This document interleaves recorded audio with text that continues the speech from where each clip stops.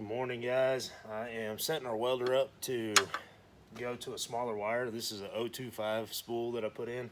So I have to change my wheel out right here to make sure that it feeds it. As you'll see, that says 025 right there. That just goes in here like so. Once you get that in place, this is back, the roller wheel.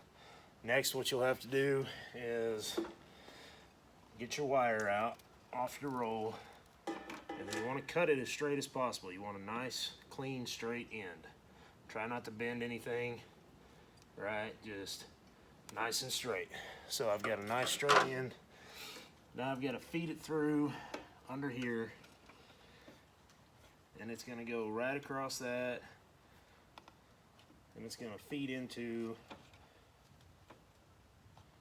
the spool gun.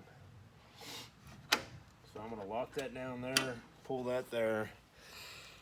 You'll be able to see how that comes off the spool, goes through, runs across that wheel, and goes into the feed line. Now I've got to change the nozzle out, which is what I'm going to do next. Let me hook power to it real quick.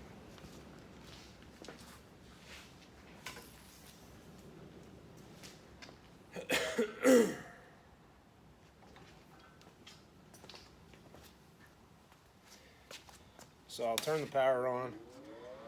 I will crank the wire speed up so I can move it through there quickly. You'll see it kick out here in just a second.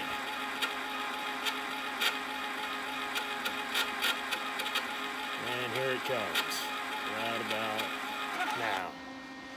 Alright, so it's to the end, but it's hung up.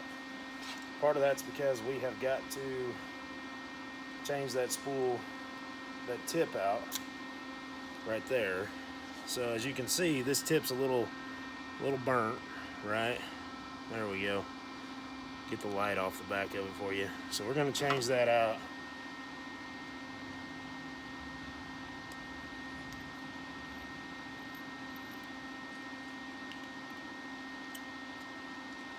Yeah, it's got quite a bit of slag on it and everything.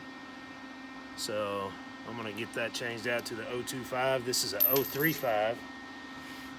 I'll set it down in the tray so we don't lose it. I'll put this part back on the welder. You always want to be sure that you don't kink or bend these welding lead sleeves, because inside of them is a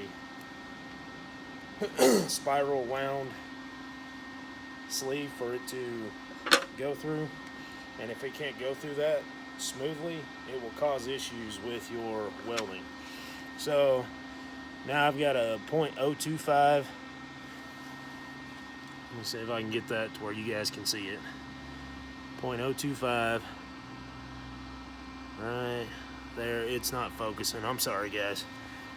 Tip, and that just threads onto the end. We'll get that threaded on, just like so. We got a problem back here.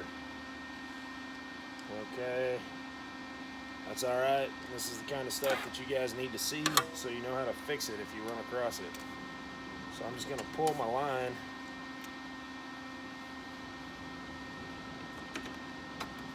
Loosen this up. That's got a pretty big kink in it, so that messed up our feed.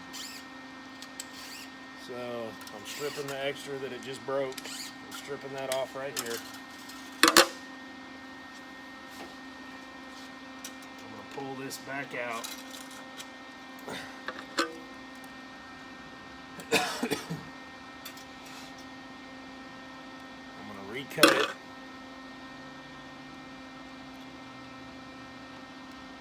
I'm going to feed it back through. How it should go. Can y'all see? Sort of. I'll close that.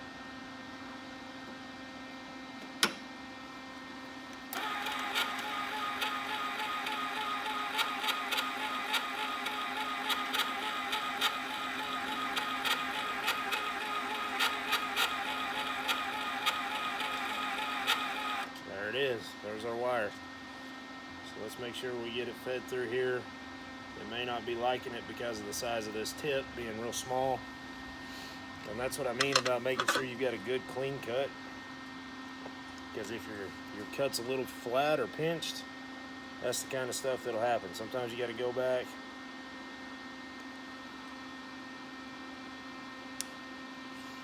smooth it up a little bit, and now that should slide through just like so. There it is. Let's do our new tip. So now that I've got that set up, I'm going to take our nozzle here and I'm going to clean it up a little bit. And it's real easy. You just take these universal welding pliers, stick in there, and all you got to do is twist that around a little bit.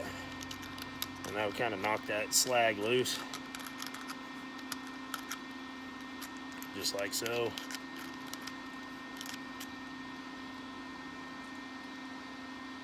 And if we need to reshape it or anything like that because it got a little out of whack from too much heat or something, we can do that.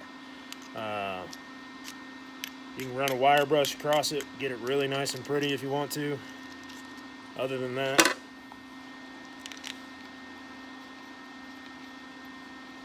you've got that on there. Now you're ready. Now this welder is set up and ready to work.